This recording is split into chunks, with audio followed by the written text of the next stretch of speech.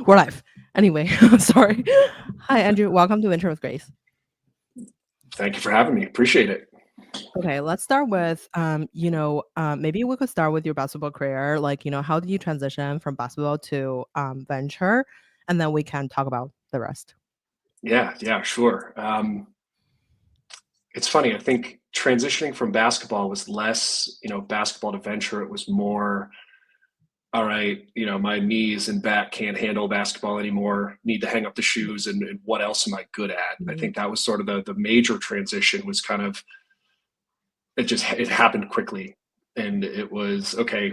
Let's explore. And when I was in college, most of my friends all went into investment banking. That was kind of the job to have in 2012. Funny enough, right after the GFC. So that was like Mhm. what I felt I needed to do, and eventually, got into investment banking and kind of found my way to private equity, growth equity, but slowly but surely, earlier stages where I found my interest, and eventually venture capital became an option, and that's sort of how I found my way to it. So it was mostly a combination of financial engineering and operations. I guess, like, what were you doing in the basketball era? And then, like, I guess, like, what were some core lessons that there you felt like can apply into your daily life now? Yeah, I think kind of at its core, I use this analogy a lot, but in sports, a lot of success comes from failure. And I know that sounds super cliche, but I mean it in the sense of take the best 3-point shooters in the NBA. A great 3-point shooter shoots 40%, right? Mhm. That's, and in the grand scheme of things, that's an F. You know what I Mhm. mean? That's less than, what we should be doing, but that's a really great, percentage. And so when you take it in that regard, the idea of constantly failing but Mhm. persevering and moving forward and kind of move on to the next shot, move on to the next play, that mentality is actually very applicable to the startup ecosystem, and where it kind of comes down to kind of iterate fast, experiment, and if something fails, that isn't you failing. That's just, hey, this isn't the avenue to go down. Let's work on something new. Let's find another path, and it kind of creates this mental fortitude that I think you can relate to on a different level. You don't have to necessarily be a founder to relate to a founder. And I think that that's one Mhm. thing that, my partner and I think differently on. Neither of us have started, a Mhm. software company before, but we are able to, relate, to our portfolio, to our founders, to our friends that have, kind of gone through that process, and we can kind of help them through that. So I think that that's kind Mhm. of the core piece of just being able to fail forward, if that makes sense. Totally. Okay, maybe we could start with, like, exceptional capital too. So, Mhm. like, maybe you can give the audience a little bit of background of like how you guys started exceptional capital and what are things. Obviously, you invest in B2B SaaS, and maybe we could give the background a little bit of like give the audience a little bit of background on like things that you're interested in. Yeah, sure. So Exceptional Capital is a $50 million fund one. Our LPs range from, multiple institutions to top five banks to some of the, some of the stronger generational Mhm. founders of the last 10 to 15 years. And, we focus on, like you mentioned, B2B SaaS and enterprise software, specifically everything from data infrastructure, DevOps, the application layer, to security, everything involving AI ML these days. But Mhm. my partner started it. Morel Evans is my partner, and he started it a little bit before I joined. And we're co-investors. So we don't lead or price rounds, and so a lot of times we think of ourselves as syndicate fillers, but at the same time, Mhm. we're also syndicate builders. A lot of the times, we're the Mhm. first ones to the table, but because we don't lead, we're actually able to sort of form the actual syndicate and help our founders find leads, while Mhm. they're fundraising. And so I think that's a big thing that we, definitely want to stress to anybody that's looking to raise pre-seed, seed, which is also where we focus our time, early stage. Um, Additionally, a lot of what I mentioned around the sports and how that applies. My partner Morel was the middle linebacker for the University of Michigan Mhm. for the same years that I was in college, and so he and I met 10 years ago. funny enough, playing pickup Mhm. basketball in San Francisco, and we bonded over that. It was something that the athletic community is small. Mhm. After you're done playing, and so he and I became great friends, and eventually kind of found our way back to each other to start this. Totally. I want to double click on like syndicate builders. Mhm. Obviously we have like there's like founders and investors that are listening. And how do you effectively build like a syndicate for the, let's say, like a round? I Mhm. feel like that's like definitely extremely hard just because like every day I talk about like syndicate with people. Like I feel like it's kind of like raising a tiny fund each time. And Yep. to help the, let's say, like a portfolio company to find the rest of the run, what would be like kind of like, some like takeaways or like tips that you have to, quickly fill up a run? Who do you talk to? Or like, you also don't want to send this to like 20 investors and then they're like, oh my God, like, all of us are receiving the same thing. This is like Yeah. unsellable. Yeah. How do Yeah. you kind of like approach it in an effective way? Yeah. It's a great question. I think inherently, it's not a scalable process. I Mhm. think the other thing too is you also dilute your, call it, network power by sending it to 20, 30 people, not only because now Mhm. everyone's looking at it, but at the same time, the person or people you're sending it to eventually just go, oh, another deal coming from X fund, I'm probably just going to ignore it. You want to make sure that everything that you're sending is as high priority as possible. And so Mhm. you try to limit the amount of times you do that. And so if we take a step back to kind of how we approach this, Mhm. a lot of it actually stems from our, a portion of our sourcing mechanisms where we actually have a tool that we use that surfaces future founders to us based Mhm. off of, 30, 35 qualitative data points that allows us to kind of build relationships far earlier in the process Mhm. than others. And so our goal is to kind of have this non-transactional, genuine relationship Mhm. building with these potential founders. They may not have started anything yet, but we're getting to know them and what they're doing and how they operate, both personally and professionally. And I think that ends up being the major mechanism that leads us to introducing them to the not only the firm but the partner that we feel would be the best fit for them. And I think that you can only find that over time.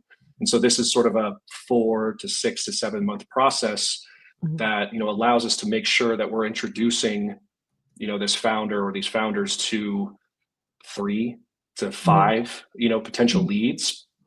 And and it's not the same group of leads each time because each Mhm. founder and founding team are different. And so that's sort of where we start.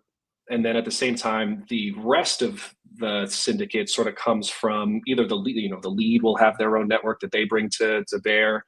There might be a few angels that come, around. But I think ultimately it's just understanding what they need, what they want, you know, what the first 6 to 9 months of their process post close will look like, who are the most prominent and helpful angels, funds that could fill that out. So that's how we do it.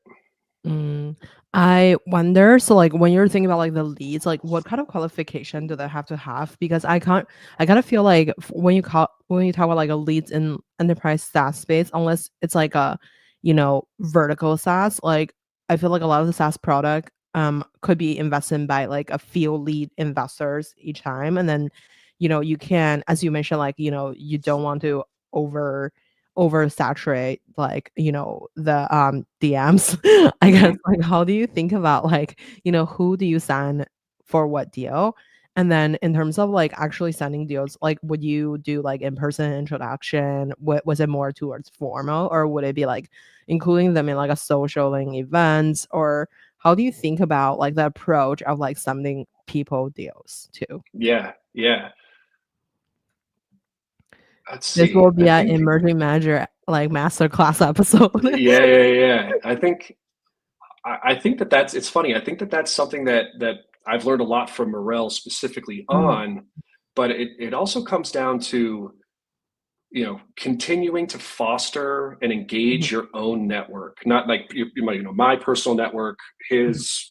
the rest of our teams, but also the fund, our firm.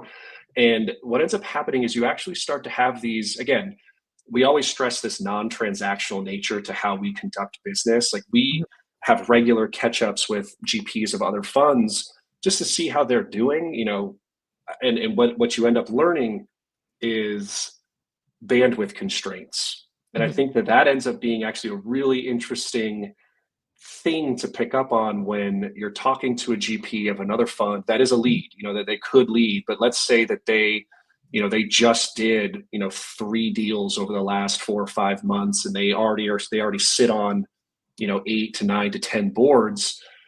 You can kind of pick up the sense of like, I am strapped from a bandwidth perspective. And you kind of think to yourself, okay, if I were to stack rank the 5 to 7 VCs that could lead this deal, out of no qualification parameters, I'm just going to put them a little bit lower simply because they probably don't have the bandwidth to really super serve this founding team the way that we need them to. And so that's sort of like the first iteration of that stack rank. It's not necessarily some industry expertise or, like you mentioned, vertical SaaS. It doesn't really have anything to do with that to start.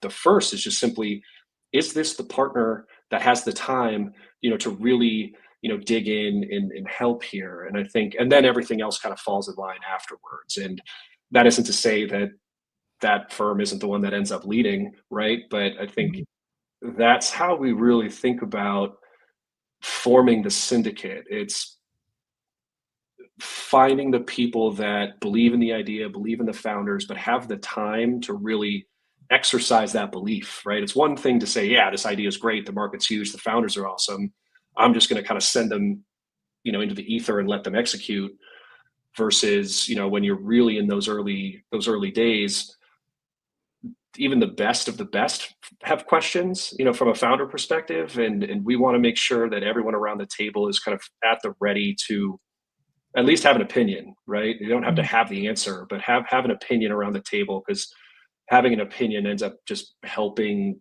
our founders at least gauge the barometer of what to do next. Totally. Okay, so I want to start with like, thinking about like when you're thinking about starting the fund and finding LPs and like establishing, since you guys both come from prayer firms, Mhm. how do you think about like, let's say like after you put together a deck to when you're like actually finding the first group of LPs? I know that you mentioned your partner started the fund and then like I feel like I think the 0 to 1 is like extremely hard as like, when you're thinking about who do you start with? Like a lot of people start with like, let's say institutional, but that's like not a fit at the first fund for a lot of people. Yep. But like on the other hand, if you're talking to, let's say, individuals, like they may not be an anchor. Like how do you think about like finding the anchor LP or putting together the cap table for a fund? Yeah. I think this is kind of the end all be all question of, of fundraising, especially obviously for fund one. I think the first step is just having a true, honest kind of self-reflection, look yourself in the mirror moment of, what are my pros, what are my cons, what have I done, what do I still need to do? um, we were lucky that, Morel had built an incredible relationship with our anchor, Mhm, and they more or less told him that when he's ready to start his own fund, they'll anchor him from the jump. And so mhm, that really helped, when you can kind of go to another institution and say, hey, we're already anchored, mhm, this is who it is and the value they provide, and it's a real game changer for us. It mhm, gives other institutions, whether it's an endowment or a bank or fund of funds, mhm, a little bit more confidence to at least continue in the process, right? mhm, Like nobody's going to commit to you simply because you have an anchor, right? That's mhm, one thing that we learned. It's mostly an anchor helps you get somebody on the hook, but then after mhm, that, you have to really drive the process like a sales funnel. mhm, It's like, mhm, and I think the other piece too is really trusting the strategy of going down that route and knowing it mhm, might take longer than you expect. And mm, so if I go back to that kind of self-reflection moment, Mhm. it kind of comes down to, do you come from a firm? Do you come Mhm. from operations? Do you come from a startup? Mhm. What were the qualifications there? Were you a product lead? Were you an engineering lead? Were you a go-to-market lead? And then couple that with, how much investment experience do you have? Do you have a strong angel portfolio? Do you have, or, you know, have you advised, early stage startups or late stage startups? You kind of have to take a holistic look at your career to kind of say, do I founder match the fund I'm trying to raise? Right? Like, Mhm. if you are, a private equity, you've been in private equity 10 to 15 years, and all of a sudden you want to raise a pre-seed venture firm, like that, there is no reason you can't do that, but that might be a really hard start. And it's Mhm. simply because there isn't that pattern match that LPs can basically say to themselves, oh, this person can really, get the ball rolling quickly Mhm. once they raise this fund, right? So it's really kind of looking at yourself in the mirror to kind of say, do I have this quote unquote pedigree, right? Like, I hate that word, but Mhm. it kind of helps to sort of align, like, hey, should I raise an institutional fund right off the bat, or should I Mhm. start with a $10 million kind of family friends, uh, kind of high net worth individual type fund? Mhm. Um, and it's mostly just it's about getting the best chance of an at bat, right? Trying to raise a large fund right, from the beginning might not be the best strategy, simply because you might not be able to do it, and it kind of takes away from your ability to invest. When, if you just kind of started with a $5 million fund, get, a couple of at bats, get some investments under your belt, and then all of a sudden a few of them take off, then that $15 million fund makes more sense, that Mhm. $30 million makes more sense. And so then you kind of just, stack and build. So we took the risk of basically saying, we feel that we're institutionally ready, and luckily, that paid off. But it took time. It took, true relationship building, which Mhm. is great. But again, I think it really all depends on, what you're looking to do.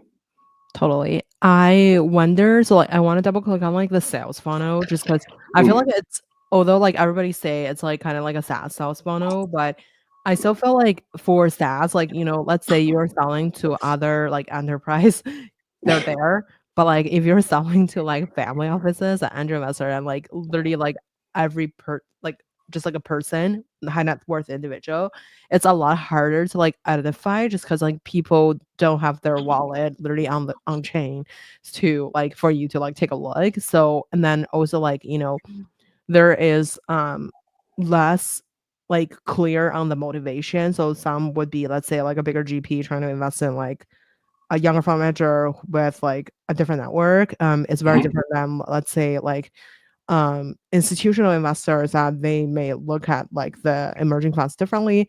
So I wonder, when you guys first started, maybe we could talk about after you got the anchor LP. Like, obviously that's, like, seems like an easy one, but after getting the anchor LP, like, so some people are saying the anchor LP is like 10 to 20%. Some people are saying, I mean, I heard rumor it's 50%, but I personally believe it's, like, maybe lesser, as, like, LPs probably don't want to own the entire run.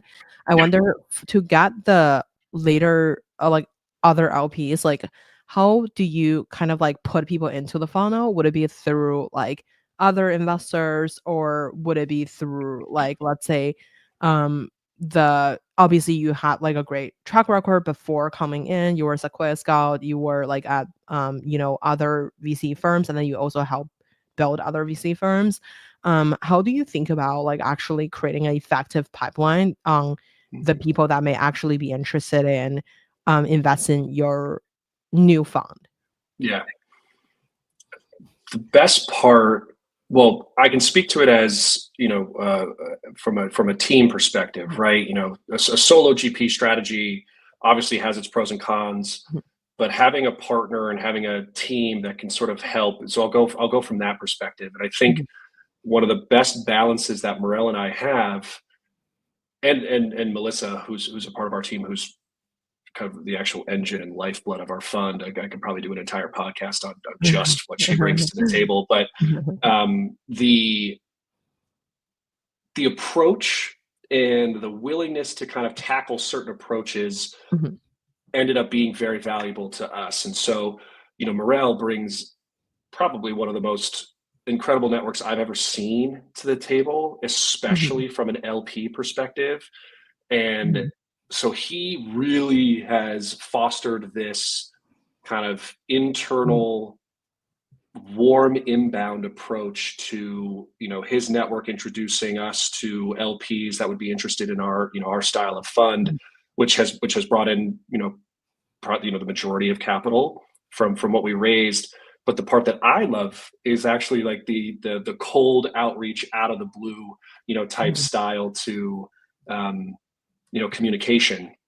And so I'll start with like the idea that we ended up uh, getting an endowment to commit from a flat out cold outreach from a LinkedIn message. Oh, wow. And what was cool about that process was we went through the process for a couple months. They basically came back to us and said, timing doesn't really work for us. And we just kept, politely corresponding, not sort of Mhm. like forcing it, but just kind of giving Mhm. them updates on how we're doing, how the process is going. And Mhm. maybe 3 months after that, they came back to us and basically said, hey, kind of the funnel opened up again. Mhm. Let's kind of continue the process, and actually got them across the table. They're one of our largest LPs. And so I'm basically telling that story to kind of shape the idea that you need both. You need an Mhm. outbound strategy, and you need a cultivation of an inbound strategy to just make sure that you're getting all those warm intros from your network, but also going after areas that you may not have thought were possible, simply because you never know what could happen. But the big thing that we stress internally here is that communication and correspondence, like making sure that we have a very mature and institutionalized level of, hey, this is what we're doing, right? This is what we've done, this is what we Mhm. plan to do, this is how things are going, from Mhm. a portfolio construction perspective, from a fundraising perspective, when Mhm. we're kind of live in that process. And LPs actually, tend to really appreciate that, even if they aren't current LPs.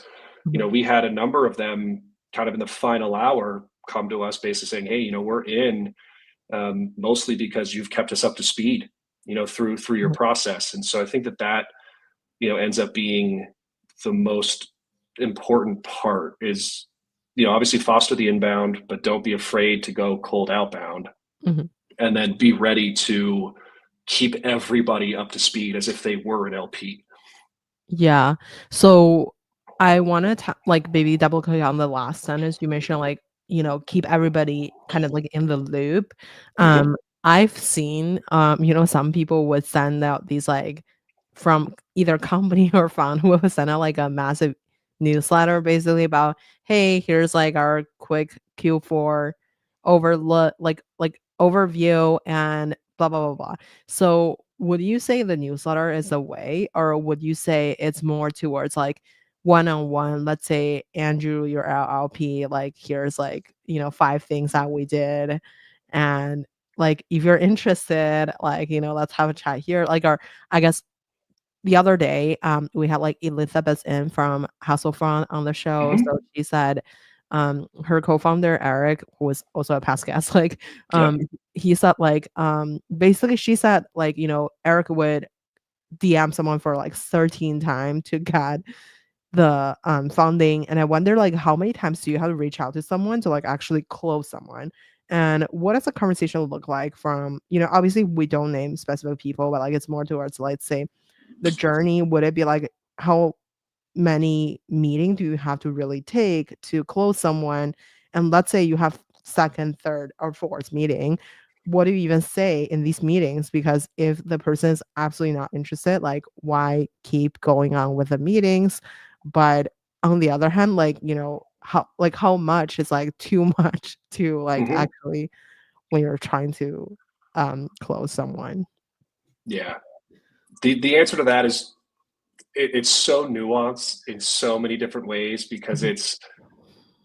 it's particular to the potential LP target. Mhm. It's particular to the GP themselves, and the person Mhm. that's forming the relationship with them. Like, Mhm. I kind of go back to, Morel and I. We again, it's all within reason, but I'm definitely the person that has absolutely no problem emailing somebody Mhm, 15 times, being mhm, completely unanswered all of those 15 times, right? mhm, That's mostly because I focus on a lot of the cold outbound, but it's that's just part of the game. Like, what's the worst thing they can say? No. If they say no, mhm, all right, cool. We'll actually move on. I think the big thing is, I always stress, work the funnel until you get an answer, right? And mhm, then if once you get an answer, try to figure out why they came to that answer. Obviously, if it's a mhm, yes, you keep going with the mhm, process. But if it's a no, there's a lot of value in there, right? There's a lot of value in why an LP would tell you no. One, you can iterate on that answer for mhm, other LPs that might be similar to them, but also you can kind of iterate for fund two, right? Or fund three. Like, I think the big thing too to remember is that this is a really, really long game, right? mhm, And fund one alone, in theory, that's a 10-year journey that these mhm, LPs are joining you on. And mhm, so the most of what we talk about in these mhm, meetings is actually, do we like each other? Do we vibe in ways, both personally and professionally, that it would be great to work with you, mhm, for the next 10 plus years? And I think that a lot of LPs, at least in our experience, when you have a data room, mhm, they're very savvy and smart to go through the numbers, right? They're going to go mhm, through the numbers fairly quickly. They've got teams of people that are going to really dig through those. And if they come out of that process with, hey, like, we want to continue to get to know you, like, you've kind of solved that part of the bucket. mhm. Now it's simply, can you prove that they want to work, that this is a great personal relationship? And that's sort of where these EQ, the EQ portion of fundraising really steps in. It's like, as cliche as the elevator pitch, Mhm. kind of comes from, but it's like, would this person want to spend 2 minutes in an elevator with you? It's like, if it's no, you're kind of dead in the water from the start. And sometimes that has nothing to do with either side as people. It's just, hey, we have other funds we're closer with, right? We Mhm. have other people that we've been tracking for a longer period of time. Mhm. The check they're looking for fits our strategy better than the check you're looking for, right? And so it's so nuanced in terms of how these conversations Mhm. go. But I think if I were to say anything to emerging managers, you'd be shocked at how quickly these LPs get through the numbers portion, right? That's the easiest part for them to kind of just say, does their fund strategy match their portfolio construction for their return, for their return profiles, and all of the kind of metrics around their angel portfolios or their prior invested in experience. That's sort of cut and dry. Like, they can basically go in and say, okay, they're great, they're good, they're okay, and we'll Mhm. move forward based on whatever they decide. But it really comes down to the personality, right? The EQ portion Mhm. of closing them in those final 3 to 4 meetings. And I think the other thing I'd stress is, do your absolute best to make sure those are in person. I think Mm. that ended up being a really crucial piece for us, was showing how much we cared about the LPs to go there and meet them in person, because they were a high priority for us. Totally. Um, I wonder, I like that, like you mentioned about in person, and I wonder, like, so what do you say, let's say, uh I guess, like, how do you logistically actually do these many meetings? Because I've Hmm. heard literally, like, on our show, people say they would take thousands of literally over 1,700 meeting or something to close 120 LPs. Yep. And then my biggest, question is, like, how do people really get, like, 1,700 meeting in the first place? I feel like that's just, like, impressive on its own, um, how do you even qualify the leads? Just because, a lot of people would DM just, like, any, um, look like wealthy, established individual that follows them. Maybe that's, like, a way, but, how do you really qualify people who actually understand venture, and is this really a good idea to, like, just DM everyone? And or like how do you select someone first? And do you go for like, so like, for founders, like a lot of VCs advise that, like, people go after their tier B um dream list to, and then tier A, and then maybe tier C just for backup. Mhm. How do you think about like, or like maybe C, B, A, or like how do you think about like actually who do you talk to first? And like why do you kind of like construct the pitch that way? Yeah. So And then who is even the tier A? Is that gonna be like other fund managers, or like, I mean, oh, I also hear advice of like, for example, you go for like the top fund manager first, and then top fund managers serve as like a signal as sophisticated investor think this is valuable, and then you go after family offices or some other stuff. Um, what's the thought process like on this, since you're yeah, super experienced? right. It all, again, it goes back to, prior question of yours, just sort of around how do you get started and how do you think about, looking yourself in the mirror. Are you Mhm. doing a $5 million, kind of high net worth family friends fund? Are you doing a $50 million institutional fund? Are you doing a $50 million high net worth individual fund? Right? Like, I think that there Are are you tons of really do a $50 million high net worth oh, individual fund? there's one in particular that I know well that crushed that process, crushed it. Wow. Yeah, Wow. and because of that, the added net. I mean, these are like, Mhm. again, generational people that have built billion-dollar companies that, are the sole makeup of this fund from an LP perspective, and their network and what they're building. A lot of them have gone back to become founders again, and Mhm. their whole thing is like, oh, I'd love to have this fund, but I'm an LP and invest. So it all comes down to that. It all comes down to strategy and how you execute. But Mhm. and I think the other thing to stress is there isn't any one right way to do it, right? I think the Mhm. big thing is just kind of sharing. Like, that's why I love this podcast so much. Is like, just share as many avenues as possible so that people can pressure test them, right? Like, Mhm. for us, kind of going back to the idea of, we basically sat down and said we want to institutionalize Fund One right off, right from the beginning, because it will inevitably help us, hopefully, for Fund Two, Three, Right. and so on, because our current LP base, as long as we do our jobs right, as Mhm. long as we continue to, you know, find success, they can, one, back us for either the same check size, or they can scale their check size. Whereas individuals have a hard time scaling their check size, right? Like, if an individual writes you a 500K check, they can't, or depending on who they are, right? Like, going from 500K to 5 million is like a pretty Mhm. high jump. Um, and so we wanted to institutionalize right off the bat. And so when you think of it that way, we basically we just found the list of top 15 endowments in the country or in the world. And then we went to the top 15 fund of funds, top 15, we just went through the tops of the list and just, found our way through brute force or warm intros to just have as many conversations with them as possible.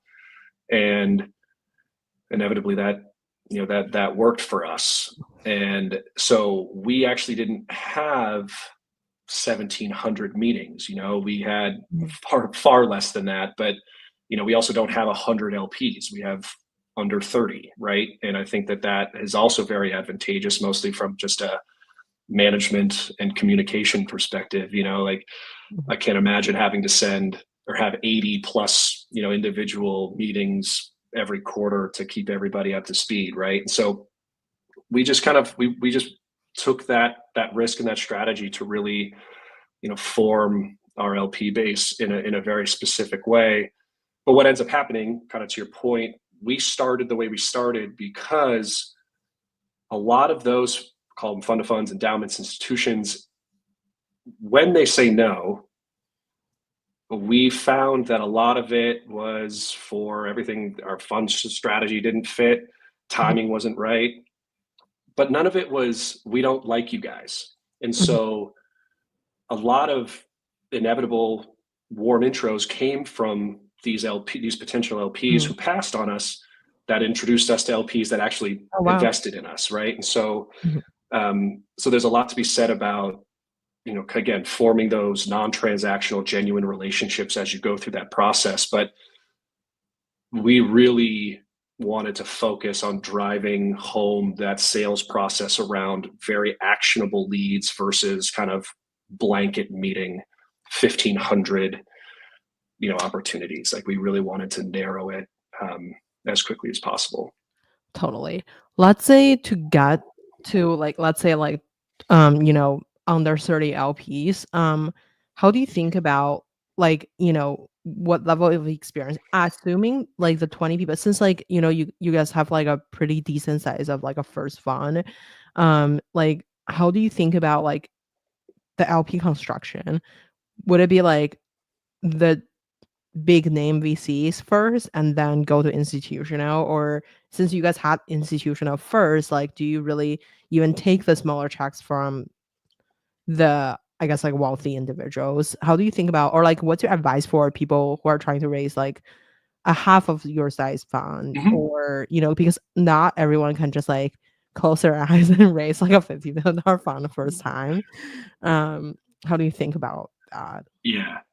Well, I would say first, we definitely didn't close our eyes and raise a $50 million fund. It was a process for sure, but I mean, we're very fortunate to have gotten there. But I think,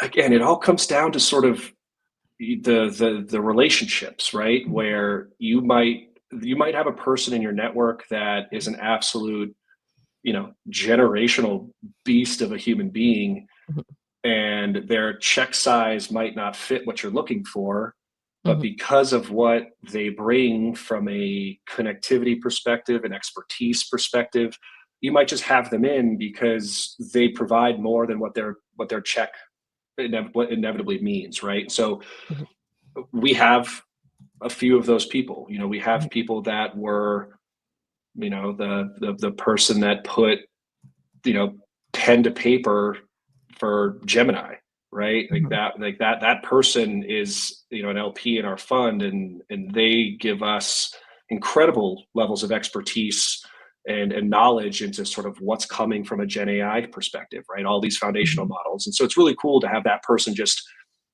it's really cool to be in their orbit. And then, conversely, we have, founders that are much larger checks that, again, bring us deal flow, bring us levels of expertise. And our anchor, for example, is, a massive, conglomerate of a company that has everything from, physical infrastructure resources to electricity to real estate. And so they touch a number of different, avenues that our portfolio companies can actually super serve, and so they become a design partner for them. And so a mhm, lot of a good chunk of our value comes from introducing our founders to this company. They have a 1,500 person, engineering, developer organization that's constantly experimenting with software tools to help them with, customer success, or DevOps, data infrastructure, databases, mhm, data centers, all this sort of stuff. And so when you can get a diversified company in your mix that's an LP, so they're incentivized to engage with your portfolio, there's a lot of value that comes from that, right? And I think mhm, most VCs have that, right? There's a reason why a lot of these LPs have gotten into, big time funds, and we sort of want to emulate that. mhm, But again, it all comes down to like the construction, right? If you have a large enough fund to hold, an LP of this size that brings value, great. But if you're raising a sub 30 fund, sub 15 fund, and it makes sense to have operators and founders and maybe other VC firms that might want to invest in you for deal flow and pipeline purposes, that's also incredibly valuable, right? I think that there's a lot to be said about, what Mike Maples said, your fund size is your fund strategy. I think mhm, that really holds true. That's mhm. how we operate. But again, the fund strategy, your fund size is your fund strategy, but your LP makeup helps you drive that strategy. Mm.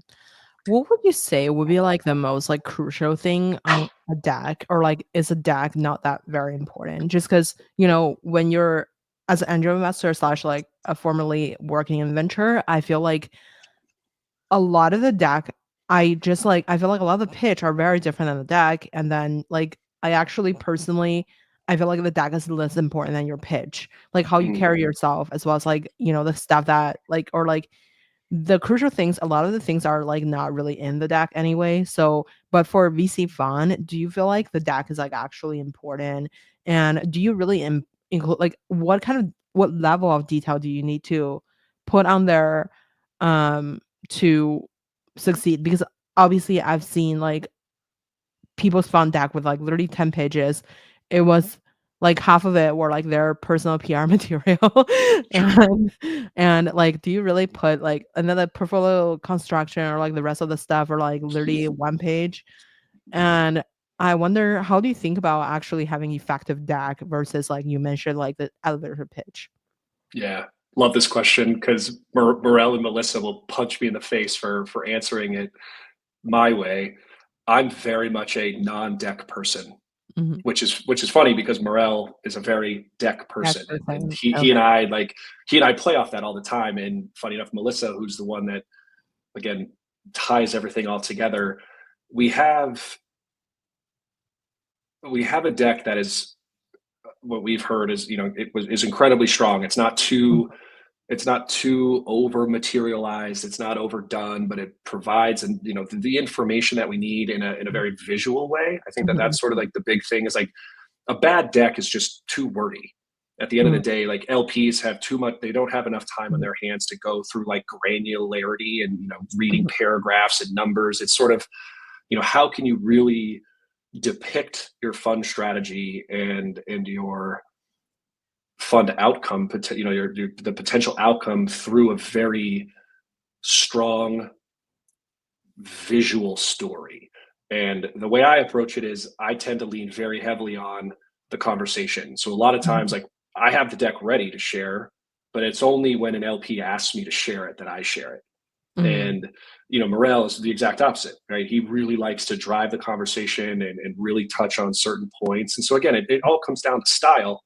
But at the end of the day, the deck really does matter because it shows LPs that one, you care, right? Mhm. Like people showing up without a deck, it can go one of two, it can go a number of different ways. But at the end of the day, like having one shows that you've taken the time to really just Mhm. think about it, right? Like putting your thoughts on paper versus just kind of thinking about it, right? Mhm. It adds a level of conviction Mhm. and a level of expertise and excitement and passion, right? A Mhm. lot of the strategy comes through that. And so I don't think I'd ever give the advice to not have a deck, right? I think Mhm. it is paramount. I think it just comes down to your style personally of how you like Mhm. to share, right? Mhm. My pitch very much starts without a deck, but Mhm. inevitably runs into, hey, can you share more about your fund construction, your return profile, and so we have materials in the deck that allow us to just pull that up and talk it through. And because like you mentioned, a lot of the value that comes from a pitch are these off script questions that LPs are curious about. I Mhm. think a better question that I've always tussled with is, do you send your deck before Mhm. your first meeting or do you share it during your first meeting? I think that ends up being one of these questions of, well, if you send your deck beforehand, it gives the Mhm. LP an opportunity to qualify or disqualify you without that story, right? Mhm. Without the overlay of what you're sharing. And I think again, I've sent it before, having any meeting, and it turns into, oh, this deck is great. I'd love to have a conversation. But it has also been like, hey, your fund strategy doesn't work for us. And so it actually Mhm. saves some time. So I, I wish I could give you like a concrete kind of conviction level answer as to which way to go, but it just really comes down to the style of the people pitching. And when Morel and I pitch together, we always pitch with a deck for sure. Totally. I wonder, how do you think about like what to put in the deck? Like what is even valuable? Obviously your fund strategy is, but like what about the concrete like stuff? Like for example, Hmm. portfolio construction And I've Yeah. also heard, like, if you have a 10 million or below fund, just don't even think about it because you won't have money to invest in portfolio construction anyway, or like the follow-on round anyway. So how do you Yep. think about, let's say, when you have a smaller fund, let's say half of your size or like a 20 million, it doesn't have to be like 10 million, right? But like, since like, we have a lot of listeners that are already, let's call it like they have like a first close or something like, but how do you Yep. think about portfolio construction and um in general, like, managing your fund? Yeah. I think portfolio construction at a fund size half our size, so call it sub 25, that ends up being the strategies are all they're all over the board for sure. Like there are funds that we know that are looking to write, they're trying to do 12 companies, but they're trying to lead them, Mhm, like they want to be highly concentrated, low portco volume, high mhm, ownership. And then there are some that are 20, sub 25, that are just, hey, we're going to write 100K to 200K checks into as many companies we find to be as viable as possible, and we're going to have no reserves, right? It's just, hey, mhm, let's get into as many companies as we can, that we feel are as strong as can be. And so I guess I wouldn't have any advice around that, because at the end of the day, it's simply, are you executing on what you told your LPs? That's sort of the big one liner there. That's all the mhm, LPs care about, is like, they just want you, if they're going to invest in you, they're investing in you because of the strategy that you pitched. mhm, Obviously there's some wiggle room, macroeconomic things happen and shift, and you have to be adaptable, right? Like if mhm, all of a sudden your strategy becomes completely non-viable, mhm, LPs don't want you to just run into a wall for the sake of running into a wall. You have to adapt. But I think the big thing is just simply having conviction in your initial strategy and execute on mhm, that. But I think the biggest thing that we've learned, going through our process, and I think it's applicable to funds of obviously of any size, but just to kind of share it, it sounds so obvious, but the most so far seemingly impactful mhm, slides in our decks have been the portfolio support. mhm, Like, what have you actually done that has tangible value to your portfolio? And and it's not necessarily the actual value you're providing.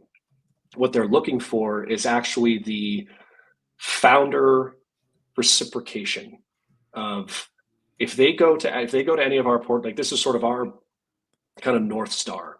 mhm, If our LPs go to our founders and say, hey, if you were to do this all over again, would you let Exceptional Capital lead your round? mhm, And if they said no, then we're not doing our job well enough. mhm, Regardless of strategy. Like, we want to make sure that every one of our founders and founding teams would feel comfortable with us leading their round. mhm, And that is what these LPs are looking for, because eventually you sort of hit this flywheel moment of your founders find some level of success, their network grows, maybe somebody at their company, once it's over $1 billion, spins out, and mhm, that person might go to the founding team and say, hey, I'm trying to raise a pre-seed round, who should I go to? mhm, And we want those founders to basically say, first place is Exceptional Capital. And mhm. that is this sort of flywheel that these LPs are looking for, is, will your founders vouch for you for the next wave of oncoming founders?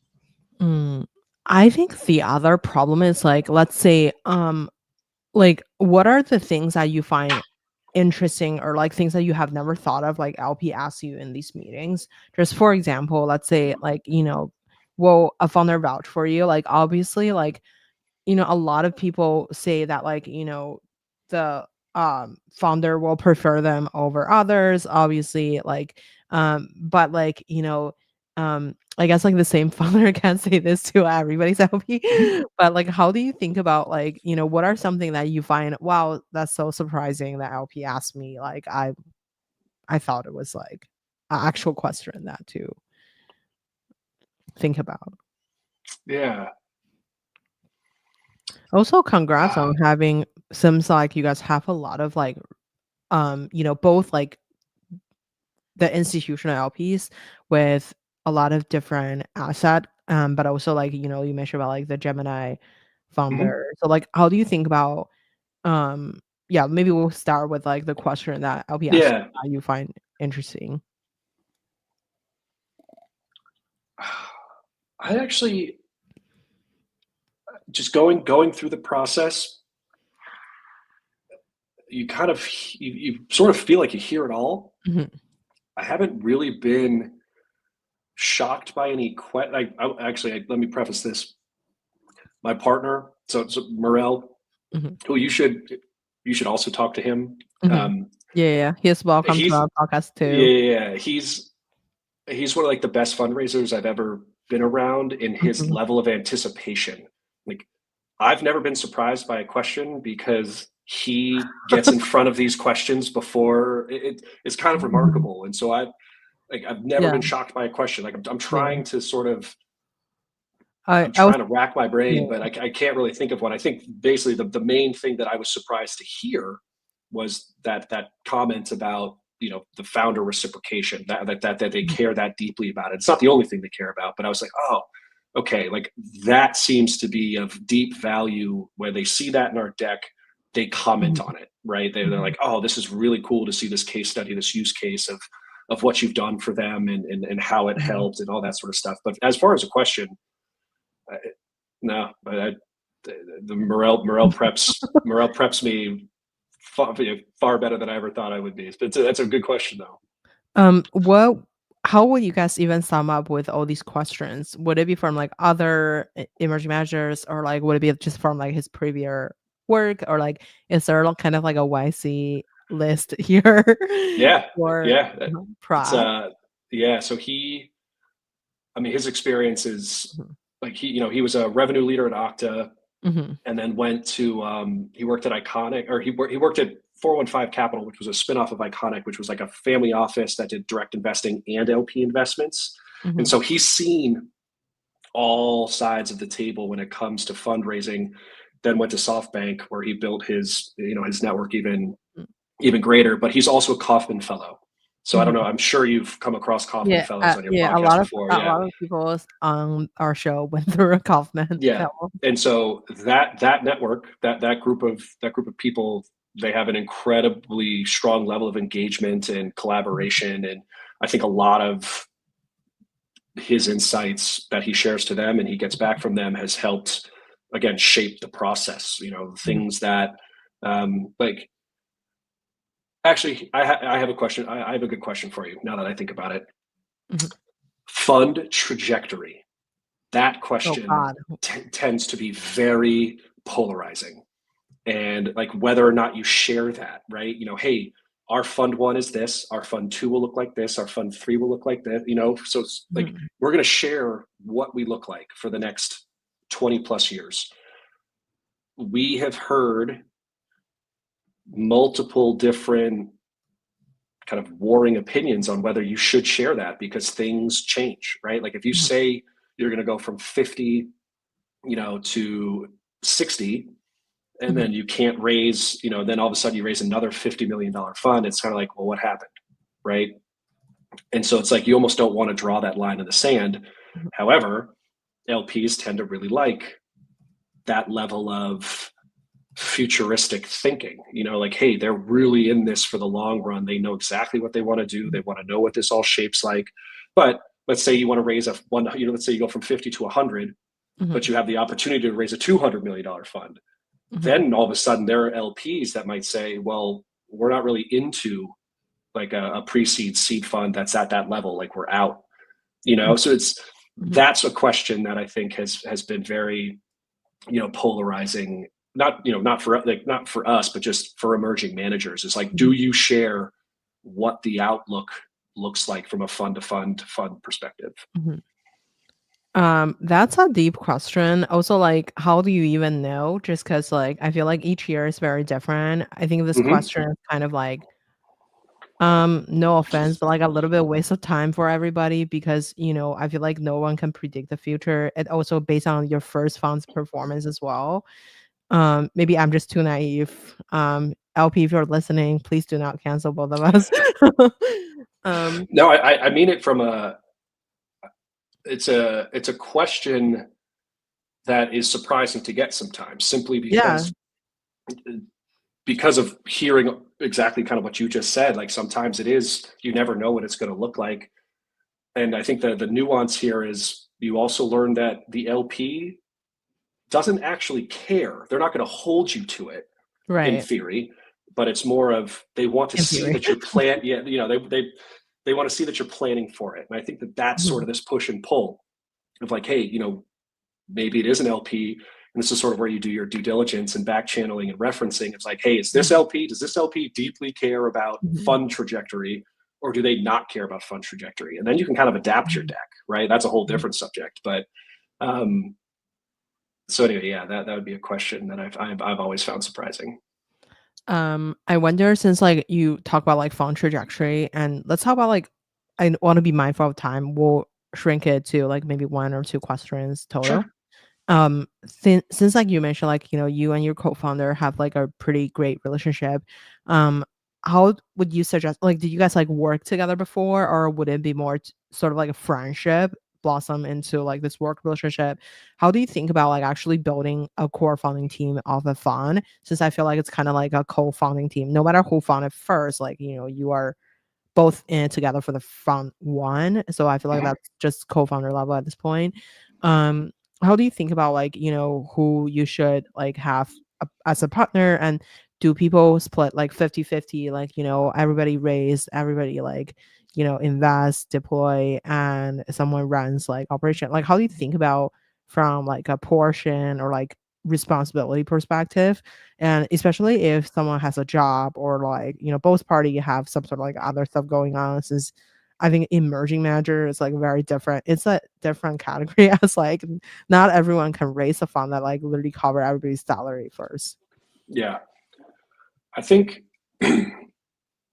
Morel and I were lucky that we were friends to start, and we actually kind of joke that we were actually rivals in theory to start. Like we Mhm, always joke that we met playing pickup basketball in San Francisco.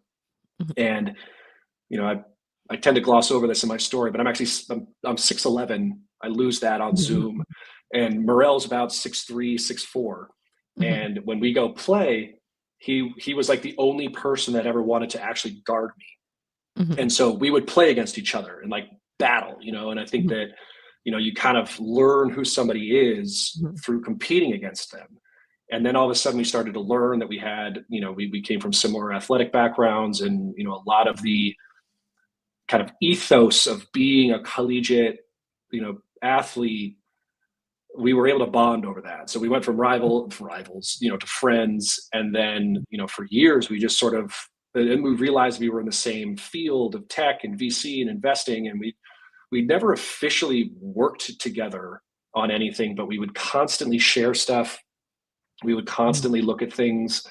And we actually moved to Miami at the same time, and unbeknownst to each other, like we actually like mhm, ran into each other on the street, and we kind of like double took, like, oh, you're here, yeah, I'm here. So it was just like this kind of serendipitous you know moment in time that just sort of said, you guys should do something together. But again, on a deeper level, it took us 8 9 months of really fleshing out what it would look like, because he very much is the founding partner of Exceptional Capital, and I'm lucky enough to have joined.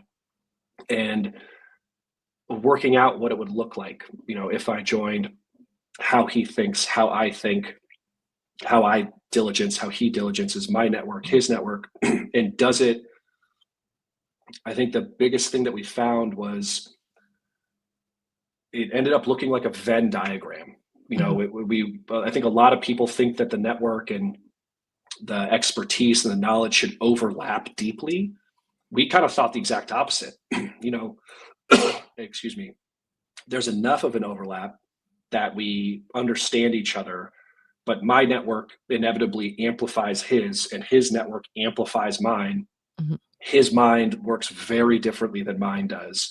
And so when we go into diligence and meeting founders and raising capital, we bring two very different mindsets to the table, which I think LPs and founders and people in our network appreciate. You know, we're not carbon copies of each other by any means, and it allows us to amplify.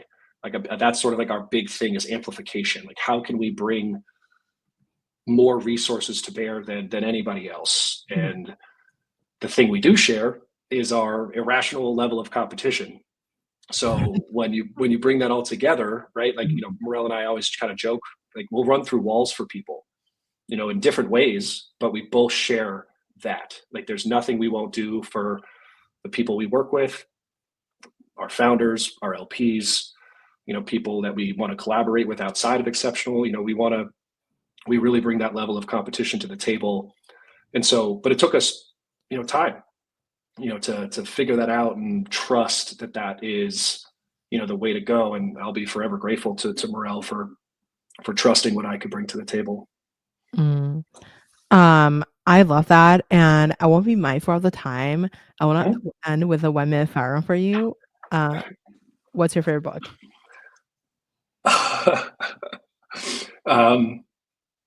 Oh man, this is gonna be embarrassing. The Da Vinci Code, Dan Brown. Oh, amazing. Who made the biggest impact in your career? Ooh, barring my mom and dad, my high school basketball coach, John Carroll, most influential guy I've ever met in my life. What is like a core lesson that you felt like he taught you? That 2 + 2 is 4, no matter where you go. It's all the information in the world is the same. It's the ability it's your self-reliance to get to the answer. It's how much effort you want to put into something is what sets you apart. Wow. What is the word information is the same? Is that just like everyone can use Google? Is that a way to think about More, you know, more or less. It's like, it?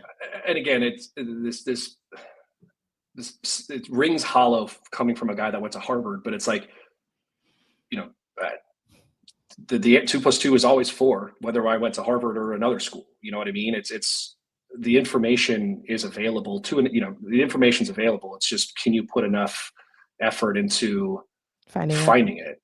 You Wow. know, and that always, yeah, I mean, that always hit me hard, right? Like I'm Through very lucky. basketball, like what? I'm sorry. Yeah, I mean, you know, hey, look, I'll be the first. Yeah, yeah, that's sort of where it came from, and it always meant everything to me. Love that. Who would you invite to your dinner party? How many invites do I get? It's your party. Okay.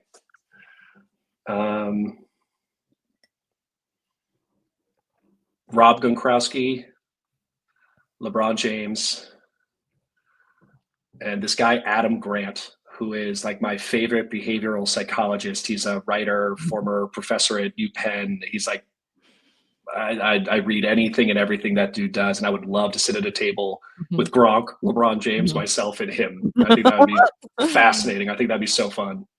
Love that. Where can we find you outside work? Oh man. As cliche as it sounds, on a basketball court, that's kind of that's where I like to spend, you know, most of my time. Yeah, I'd be there. Amazing. Well, Andrew, thank you so much for coming on the show today. It was such a master class of Of course. fundraising. It's actually important lessons of obviously, I feel like if you're a founder and you're still listening, I feel like this is like a 2.0 version of like a fundraising for founders, because I feel like for founders, like you have a lot of like product and progress that you can show, but like for investors, it's like really hard to show like a progress of your investment in general. Yeah, So I yeah. feel like this is a applicable lessons for like literally everyone who's listening. And Appreciate it. yeah, Yeah. thank you Hey, so much. I'm happy to share. You know, we learned from those who went before us, and it's only right that, you know, we share too. I mean, I guess I'll leave it with the most profound thing to happen in venture over the last 10 to 15 years is the dissemination of information, right? Like people are far more willing to share than they ever were before. And it would be disingenuous for us to not share, because the only reason we're here is because we learned, you know, from people who were also willing to share. So yeah, you know, I appreciate you having this podcast, and again, giving a platform to share for other people to come through and gain any level of expertise that might help them move forward. Thank you so much, Andrew. This is such a great session. Let me Yeah. quickly end stream. 1 second. Let me